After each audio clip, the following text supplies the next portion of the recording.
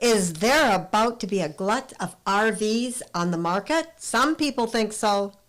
I do. And we're going to talk about that and lots more, including an interview about working on the road, some internet connectivity questions, and your questions and the RV news of the week, all coming up.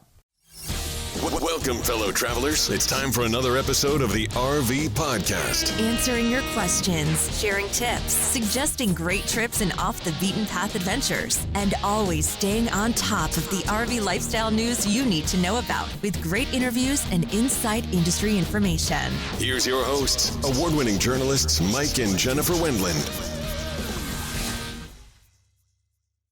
Hi, everybody. We're Mike and Jen, and welcome to episode 351, ready to be released before the 4th of July. Yep, this is the 4th of July week, and it's how did this happen so fast? I don't know. It's crazy. It just keeps going by faster. People are saying that there are more people camping this 4th of July than at any time ever before, and I believe it. How about you? I believe it as well. Yeah, it's going to be nuts. So we're going to have a lot of fun with you today on this program. We've got lots of great audience tips and feedback that we want to share.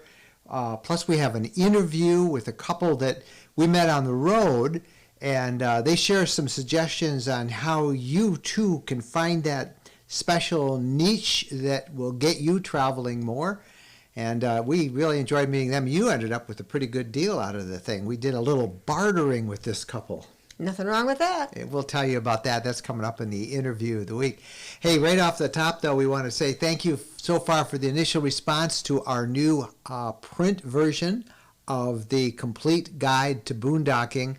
And I don't want to take credit for something, but the timing of this couldn't be better. No, it couldn't be. It's because it's so hard to find campgrounds that have a vacancy.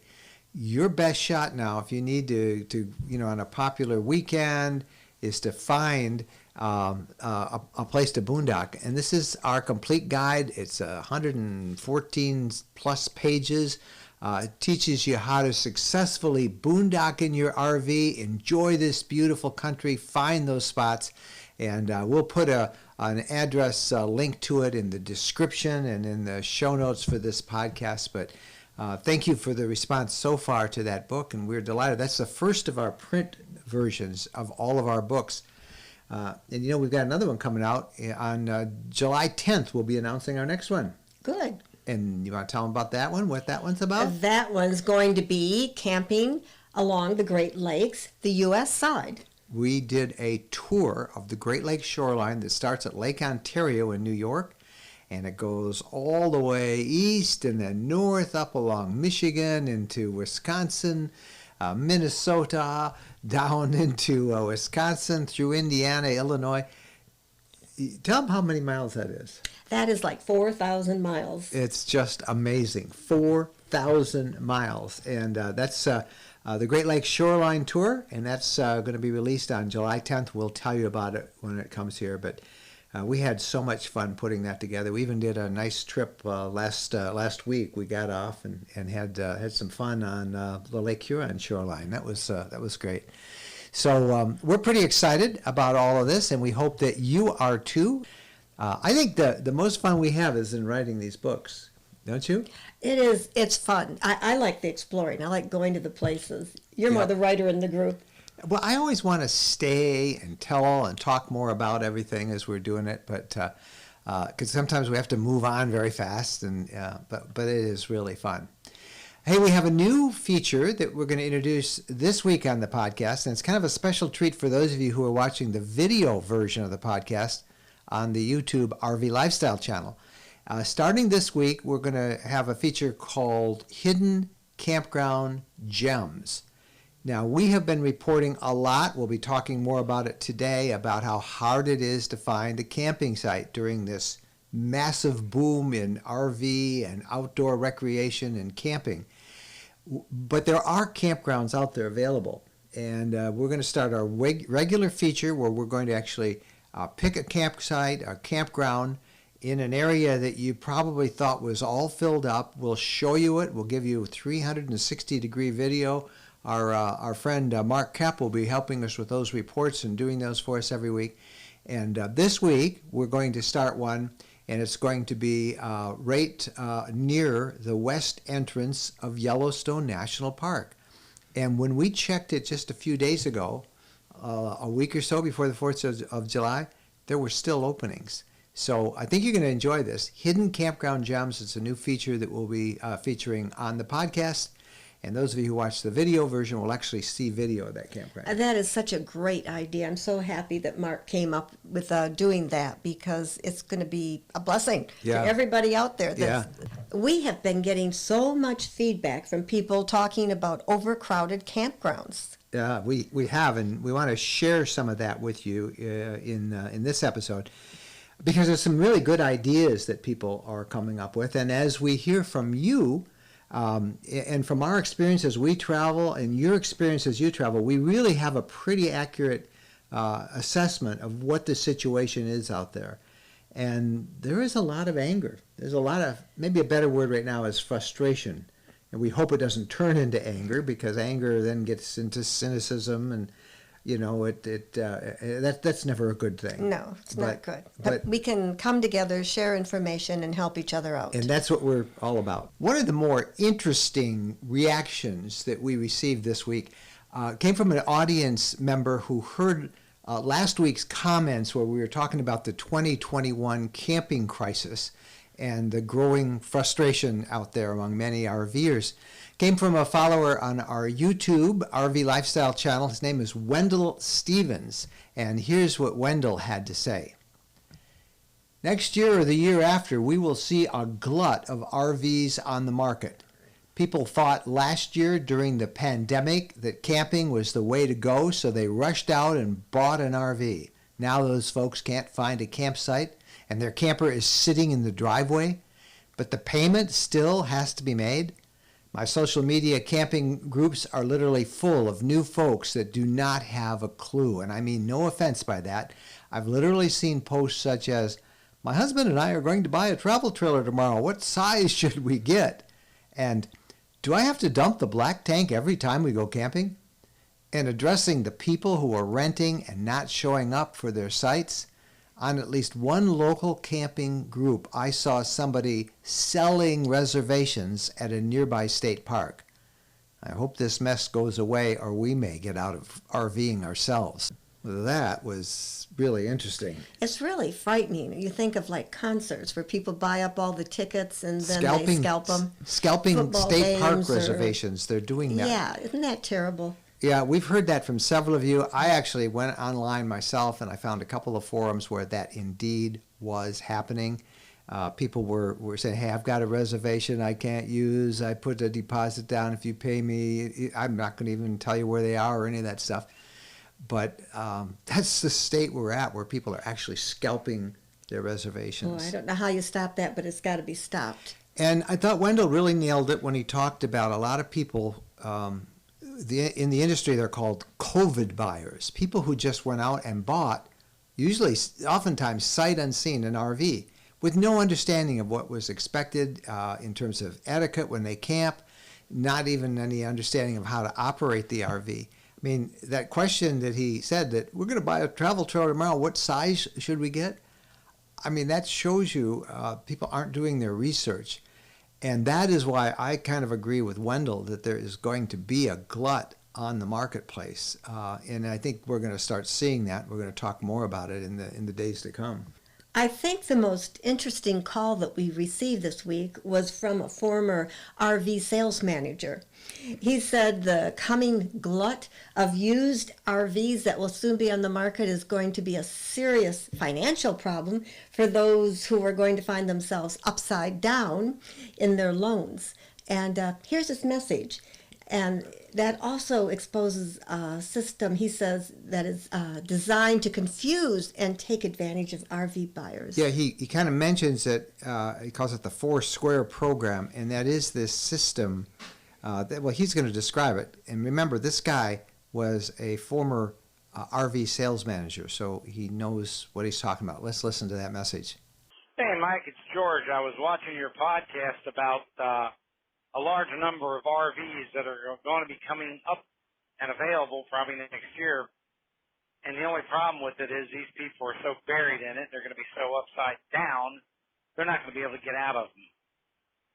They're not given many discounts. If they are, they're not much. They're using the Foursquare system in most of these large dealerships. They're pounding the warranties and all that stuff on top of these things. I used to be a sales manager at a dealership, so yeah, they're going to get buried. The vehicle's going to depreciate 20% the moment they hit the curb. So if you bought a $100,000 one, you hit the curb, yeah, that's now worth 80. And you can see the problem starting to compound. And that's because people aren't even paying attention when they buy these things. And it's getting to be very dangerous out there, and people are getting taken advantage of. They're buried. They're not getting out. Now, I don't know if it's my imagination, but as we have been driving around, we've done some camping. We were on the road this week ourselves, and I swear I'm noticing more used RVs in people's front lawns and on street corner lots. Fairly new looking RVs, those quote COVID RVs, COVID buyers, people who are so tired of being cooped up with COVID, they bought an RV to stay safe because it's social distancing, right? And they had heard that's the only thing you could do for a vacation. And I think they're starting to unload them right now. Now, normally you see all those RVs for sale at fall. In the fall. When the summer season is over. So it's unusual to see them now. Yeah. So there you go. What do you think? I do think there will be a glut of used RVs. I think we'll start to see them this fall. I think some people got them, used them last year. Some people got them and find they didn't really use them much this year because they can't get in any parks. I think this growing frustration is going to mean that there's a lot of them for sale. Now, as George said a minute ago, the question is are the people who are selling them going to be upside down? Is this going to become are they going to take a big financial hit on this? That's what remains to be seen. All right, we got lots more to talk about, and we'll do that right after this. When we're on a road trip, we always seem to find a way to stop at a Camping World center. There are over 225 Camping World locations across the country, and there's always one close by when we need parts and accessories for our RV or just want to shop. In fact, we have so much fun with Camping World, and as we talk about it as one of our sponsors, they have agreed to offer a 10% discount if you use the coupon code RVLifestyle10 when you buy $99 or more in merchandise. You'll find everything you want from outdoor furniture and appliances, the ones you see us use in our videos and that we talk about here in the podcast. RV extras that include everything from camping chairs to fire pits, electrical accessories, must-have gadgets. Check them all out. And again, don't forget, use the coupon code RVLifestyle10 when you visit campingworld.com. If you've visited an RV park lately, surely, besides all the RVs, you've seen these e-bikes. Jennifer and I are proud e-bike owners, and the e-bike that we chose are Rad Power Bikes, America's #1 e-bike brand, offering direct-to-consumer pricing on powerful premium electric bikes. Jen and I love our Rad Power Bikes. We use them to go around the campground, to explore the area we're in. I have the city bike version. Hers is the step-through model. And those are just two of a whole bunch of different models offered by Rad Power Bikes. All of them can reach 20 miles an hour with zero pedaling. But of course, you can also pedal, and you've got 5 different levels of pedal assist to make the going just a little bit easier and fun. You can go between 20 to 40 miles on a single charge. Now, here's the deal. You can save $75 off if you use the coupon code RVLifestyle at checkout. Plus, of course, free shipping. Check them out, radpowerbikes.com.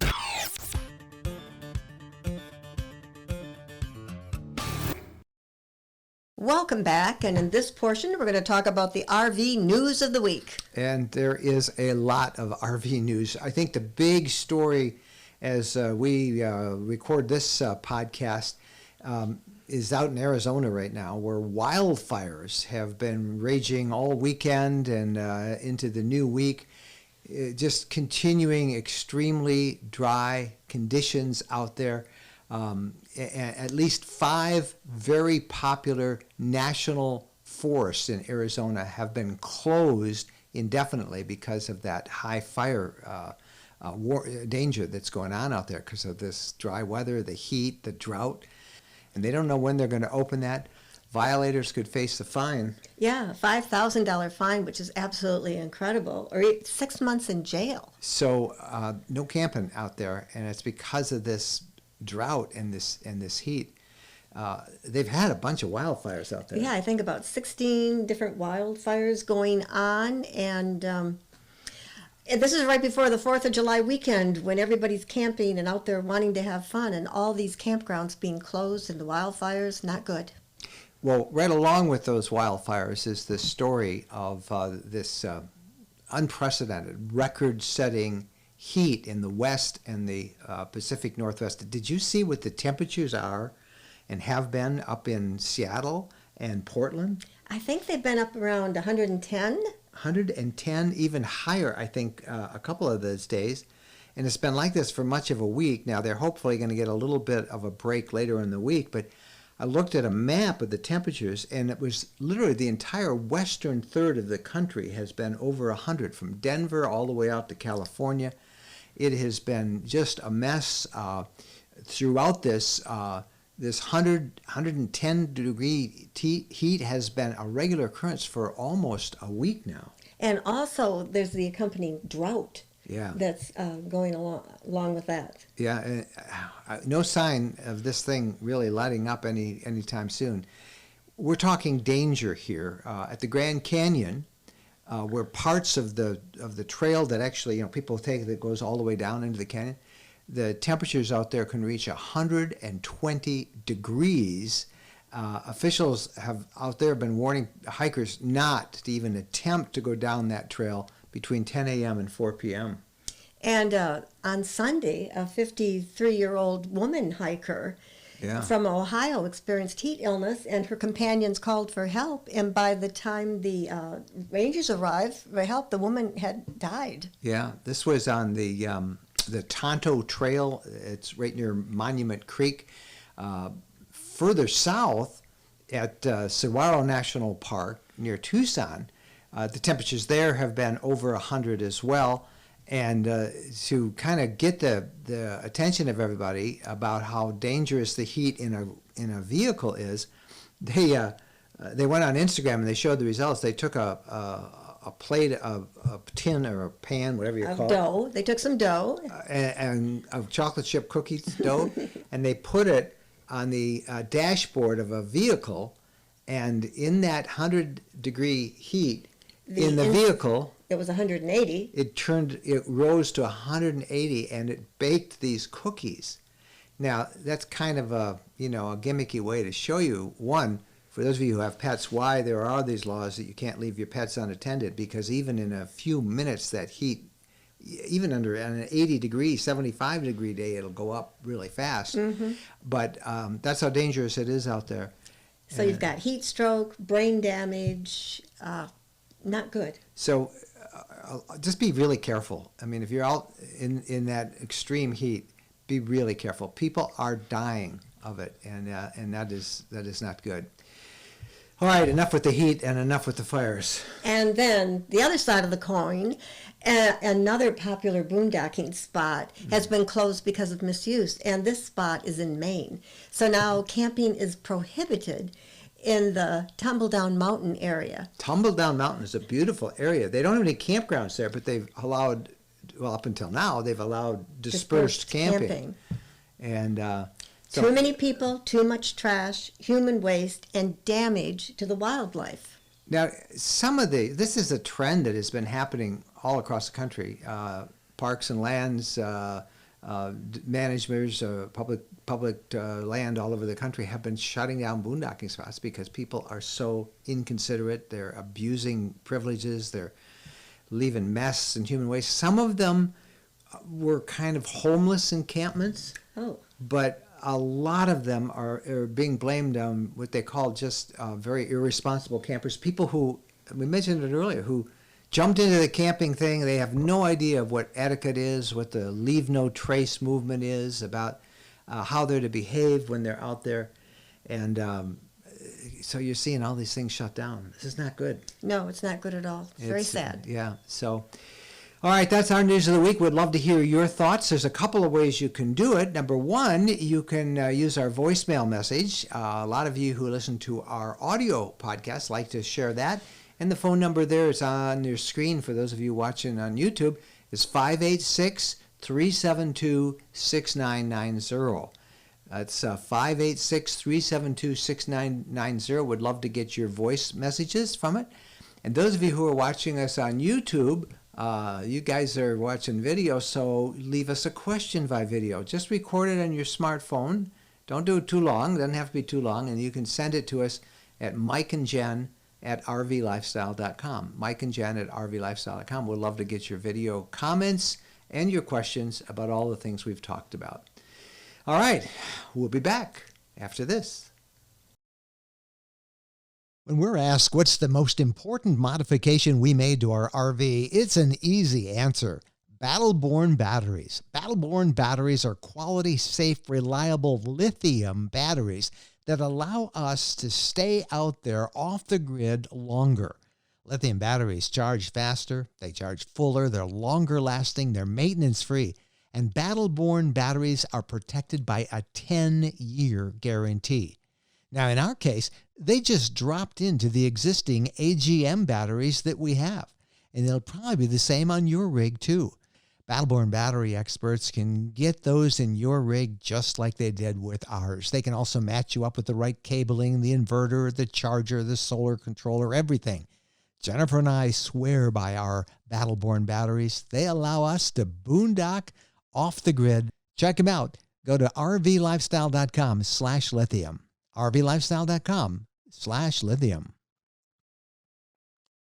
Let's talk about protecting your RV from the elements. And the best way we know how to do that is with EmpireCovers.com, makers of quality covers for your RV that will protect them from rain, mud, pollen, and other elements that you have to waste your time cleaning, or worse, that can end up damaging your vehicle.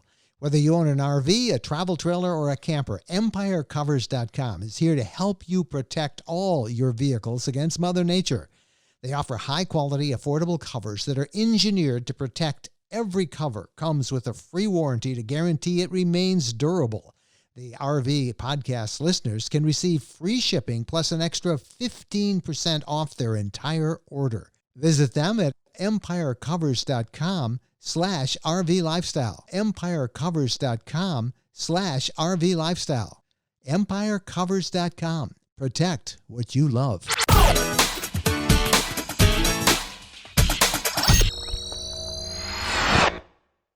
Welcome back, everybody. And this is part of the program that I enjoy the most. It's questions that you send to us.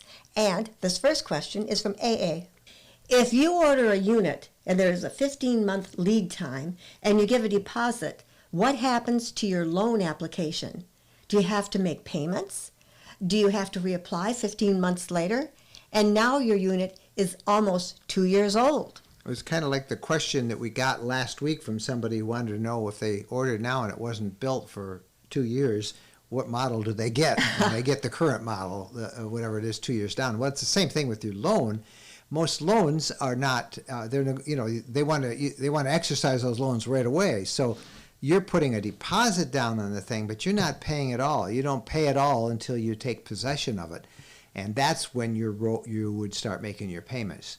Now, whether you need to you apply now and say, I'm not going to get it for 18 months, the financial people need to say, well, we're not going to guarantee it for 18 months. You got to come back to us at the end of 18 months and then we'll negotiate it. But that's generally the way it works. You won't take the money out because you've just put a deposit down on the vehicle. And the actual purchase is when you pay for the vehicle, and the financial company or the bank or whoever holds the interest, then they give you the money, and that's when your payments start. Does that make sense? Yeah. Okay. All right, here's another question. This comes from a viewer of our podcast named Ross, and here's what Ross says. My WineGuard Connect 2 works fine with Wi-Fi, But even though I have a Verizon SIM card installed, it no longer connects to Verizon's cellular network. I stopped by a Verizon store in the town I was driving through, and they were very busy, and the very rushed rep told me that they no longer support WineGuard. Is this true? Well, that is a good question, and it's a question that is generating a lot of interest on various forums in which people who use that same WineGuard Connect 2 system that you have. I have that myself. For those of you who don't know what that is, it is a Wi-Fi booster, not a cellular booster, a Wi-Fi booster. So if you're in an area where you want to tap into some Wi-Fi at some distance away, it'll bring in those signals a little stronger. It's good at a campground. It's good if you're in an area where you can tap into a Starbucks or a fast food restaurant's Wi-Fi.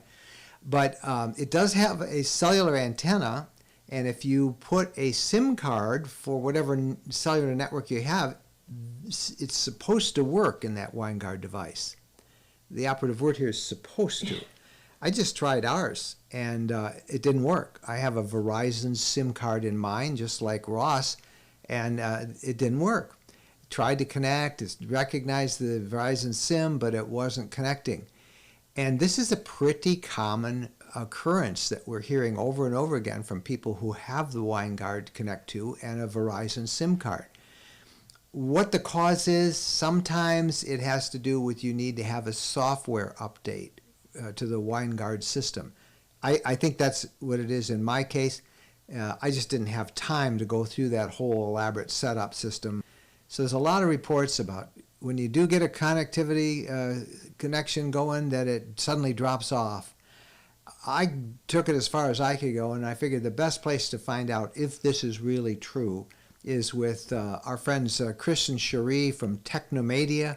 Technomedia is part of the Internet Information Service, where these guys specialize in remote connectivity for RVers.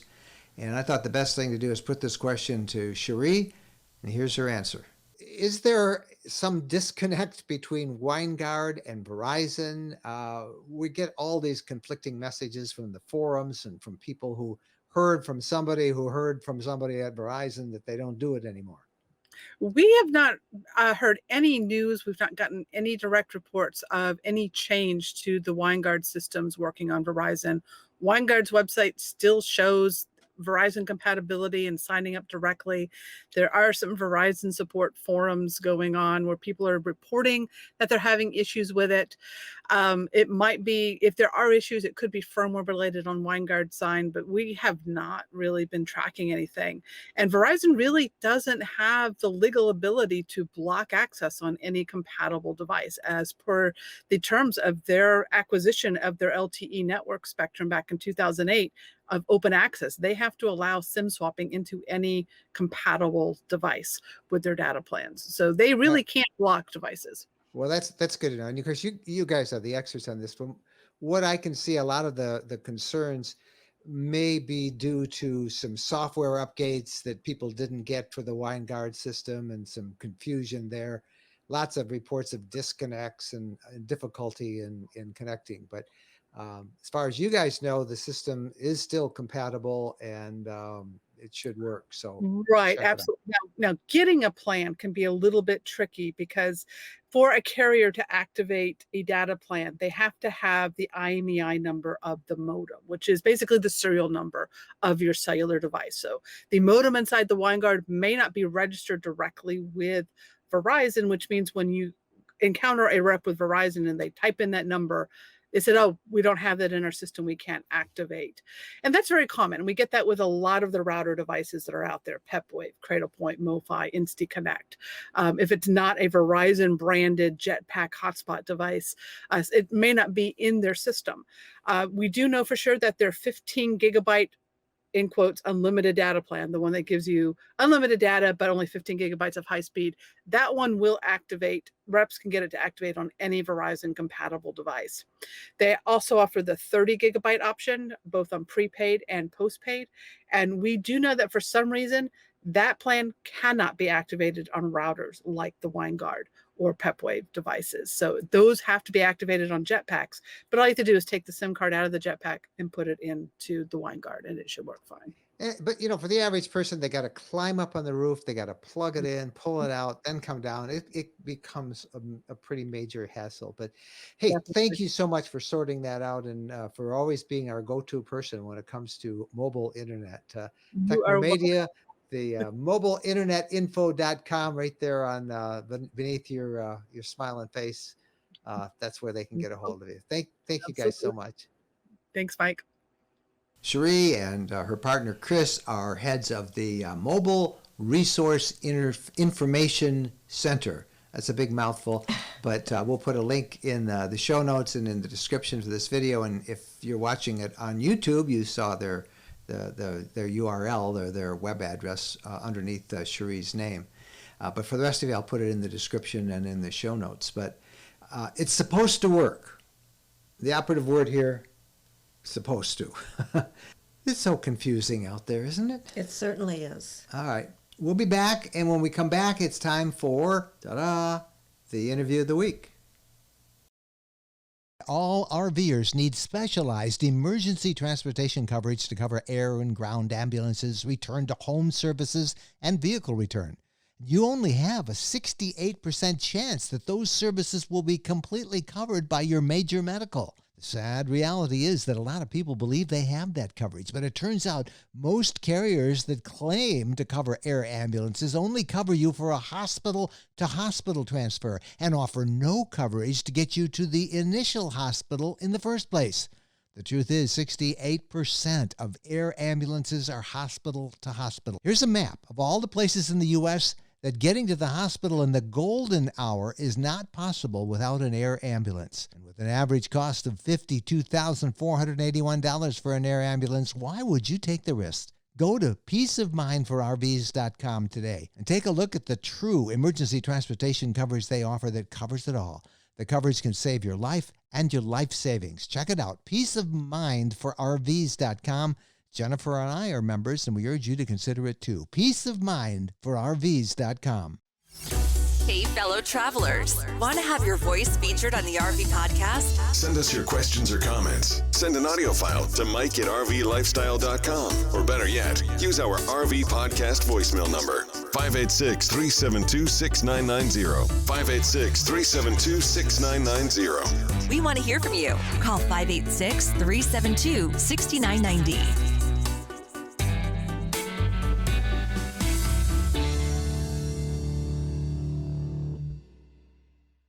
Have you had it with overbooked, overcrowded campgrounds? Then check out Harvest Hosts, where RVers can overnight for free at more than 2,400 wineries, farms, microbreweries, golf courses, and attractions. Harvest Host is a membership service for those with self-contained RVs looking for unique, beautiful, and peaceful overnight camping experiences across North America. When you become a member of Harvest Host, you can camp for free at all these places. Jennifer and I are Harvest Host members, and we've made so many great memories at Harvest Host locations. There's no charge for camping, and your Harvest Host membership fee is easily made up with just a couple of stays. Plus, you have awesome places to stay. If you use our special affiliate link of rvlifestyle.com/HH, you'll automatically get 15% off the cost of your membership. That's 15% off, but you must use the special link, rvlifestyle.com/HH.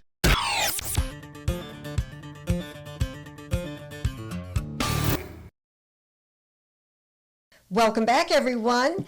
And now for our interview of the week with Frank and Lisa Rovinovitch. Now, we met them in Elkhart, Indiana. We were actually having some repair work done, and we sat in the waiting room, and as we were in the waiting room, they pulled up, and they had a Lisa Travel Van Unity, and they were pulling a little U-Haul trailer. I said, "What do you got in there?" Well, he told us they were on their way to Indiana Dunes State Park, and then they were going up the UP, but they do their traveling by stopping along the way and doing some work. And they had a rather interesting type of work that they did. They make Mouth guards. Mouth guards for like sporting teams, young kids or older people. Athletes. Athletes, as well as mouth guards for people who need them. Yeah, people for other who reasons. tend to grind their teeth at night, or just clench, just to keep to clench your teeth. Well, Jennifer uses a mouth guard, and she needed one, and right on the spot they made one. Yeah, sitting in the waiting room with so we bartered. Mold in my mouth. We bartered with them. They were going up the UP, so we gave them one of our UP travel guides. But we thought it was an interesting story about here's somebody who found a niche that they could use their RV, they could work their way across the country and still do RVing. And we think that you're going to enjoy meeting Frank and Julie Rovinovitch. Frank and Julie, they have a business that they operate, and small talking and everything. I found out that they have something that I need, and to pay them back, you gave them one of our books. I think we got the better of the deal. We did.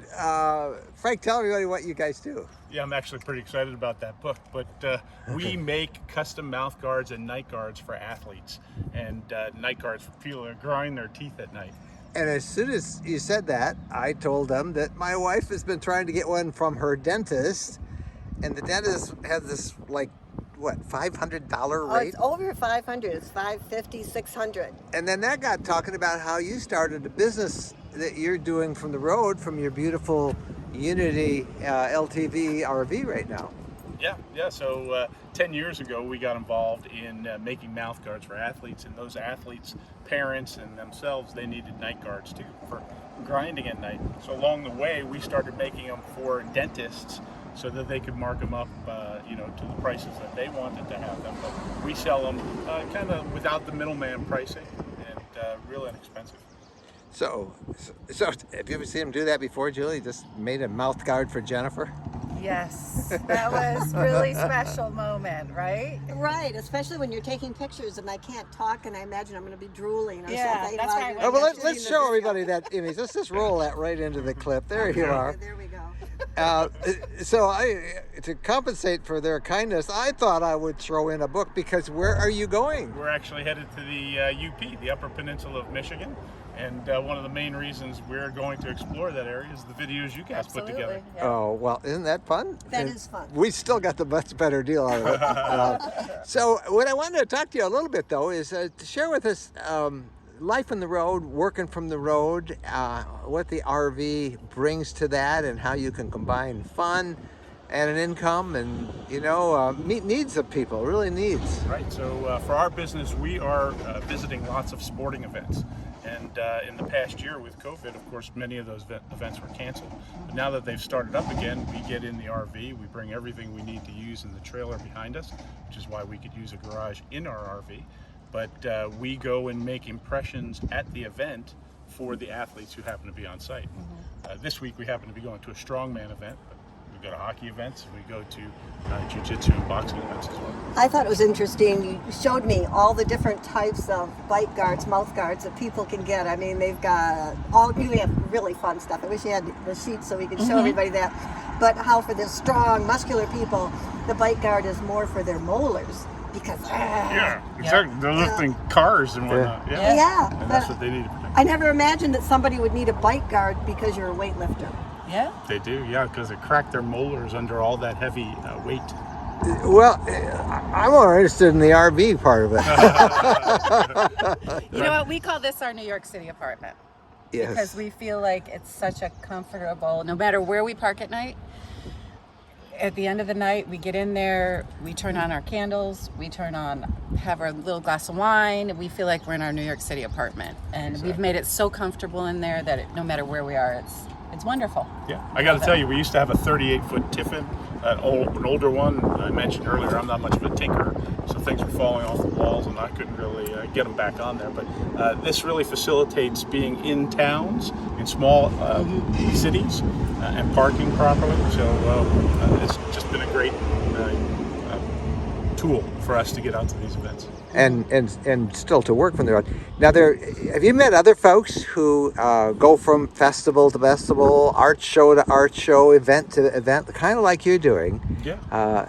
there's a whole subculture of folks working from the road. Exactly right. Yeah. Our son was just out in Moab, and he was explaining to us, he has a 16-foot pole Behind camper, trailer, yeah.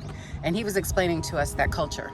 Yeah. He was amazed at how many people were on the road traveling, running their businesses from wherever they wanted to go. Right. Yeah. Yeah, in his case, he was out on a 6-week trip from event to event, but in between events got to enjoy places like Moab and others. Now, of course, you have a very specialized business, and of course, everybody who kind of works on the road has a specialized business, but I know there are a lot of people watching this and say, I want to do that. Give some advice from working on the road and combining fun and pleasure and helping people to find that there's probably something they can do as well. Yeah, I think it works particularly well if you have a niche of some sort, whether it's a t-shirt niche or for us it's a mouthguard niche. If you find the audiences that want your product and you're able to visit them at events, whether it's flea markets or in our case sporting events or farmers markets, and you have a form of housing to go along with it, it works really nicely because you're able to find specific venues and specific events that cater to that niche. And social media is a huge driver of business now, so that's something you can do on the road. Yeah, they say the internet is the great niching down of ideas because you can serve the whole country and affect the world. Frank and Julie's company is impactmouthguards.com. Impact Mouthguards, all one word, impactmouthguards.com.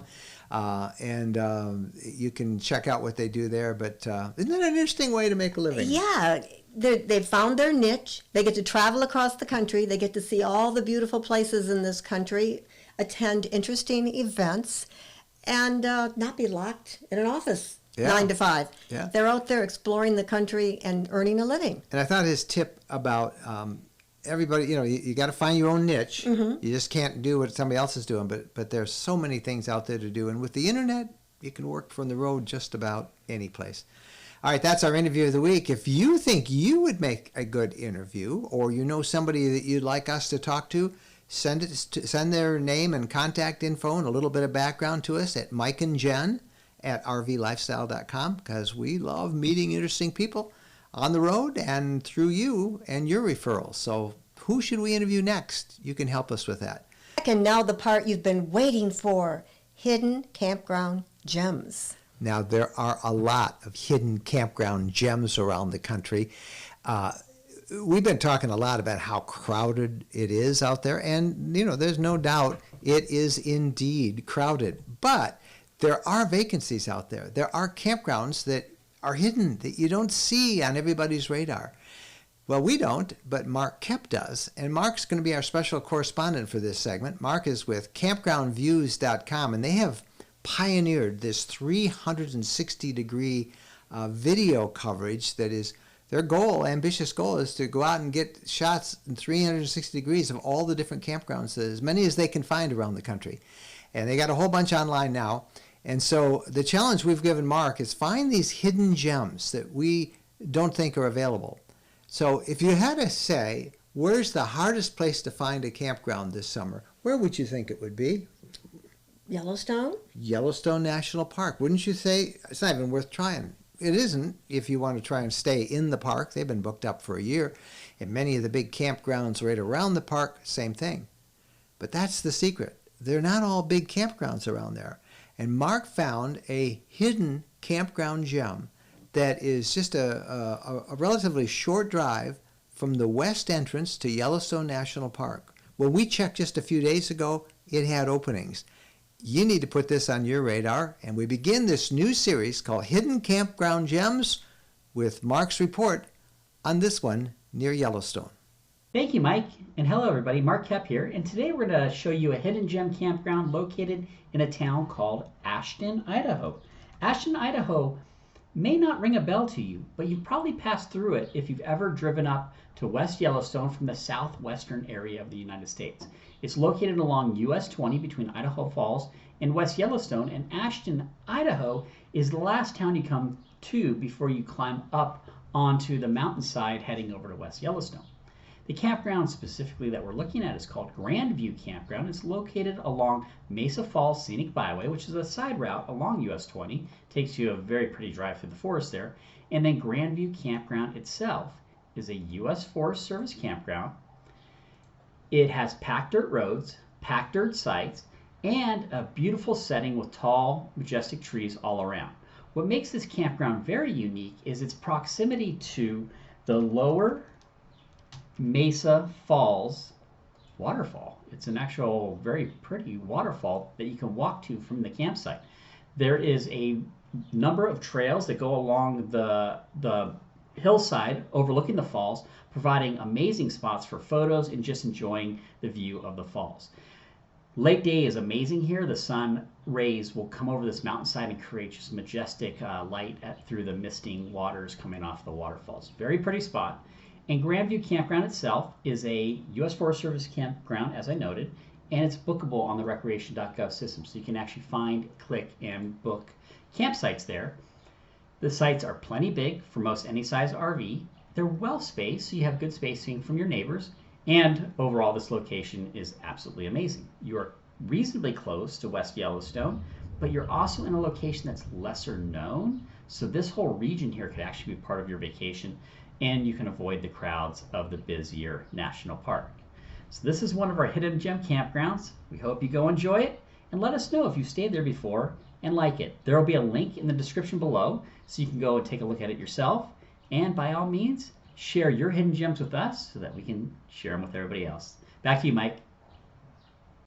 I can't wait till next week to see what gem he's got then, and I hope people are writing this down, look at the notes, keep track of this. Now, we'll put a link to the campground that Mark just showed you in the description below, or if you're listening to this audio from your app, just go to rvlifestyle.com. That's our travel blog, and look for this the show notes for this podcast, episode 351.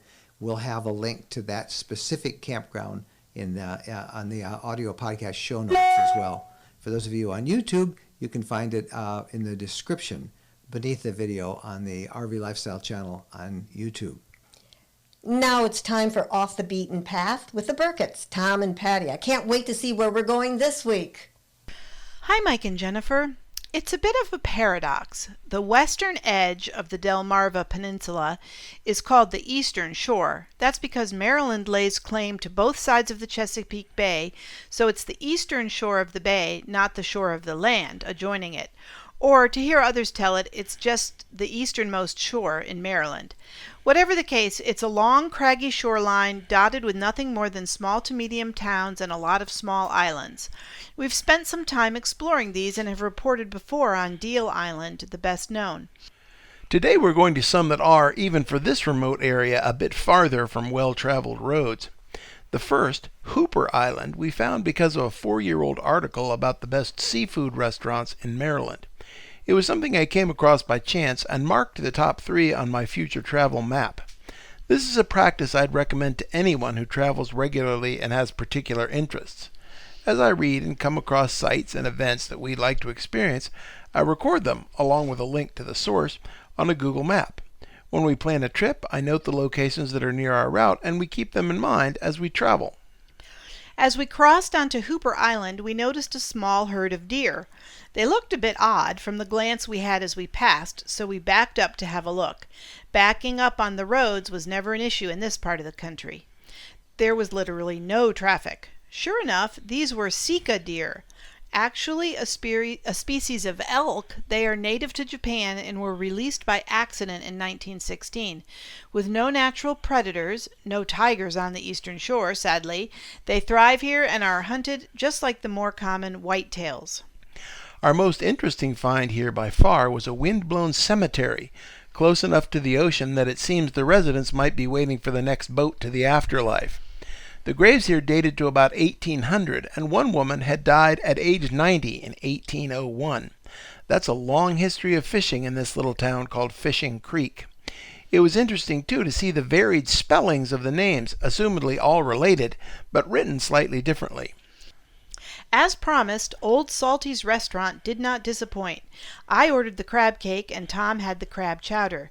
The crab cake was, without question, the best we've ever had. No surprise, said the chatty waitress. Rupert had his girls picking those crabs right over there yesterday afternoon. Sure enough, there was Rupert's crab dock just across the street. It was one of several on the island, all active, so crab fishing must still be a viable business here. Each of the 3 islands we visited was different, though all were focused on the bay, and all had an air of hard work and great age. It's that way in a lot of the places you find out here, off the beaten path. Thanks, Patty and Tom. You can hear them every week when they do the report on the RV podcast. They've been doing reports for us for, gosh, I guess close to 4 or 5 years now, and it's really fun to listen to the interesting spots that they pick up. You can also find them on rvlifestyle.com, our RV Lifestyle Travel blog. Can you believe this is it? Episode 351 is all wrapped up in the can. We want to hear from you. Send us your questions, your comments. We love to get video questions, and we can also play your audio as well. Just send those to us at mikeandjen@rvlifestyle.com. Thank you guys so much for watching and listening and being a part of the RV podcast. We'll see you next week. Happy 4th of July. Happy trails.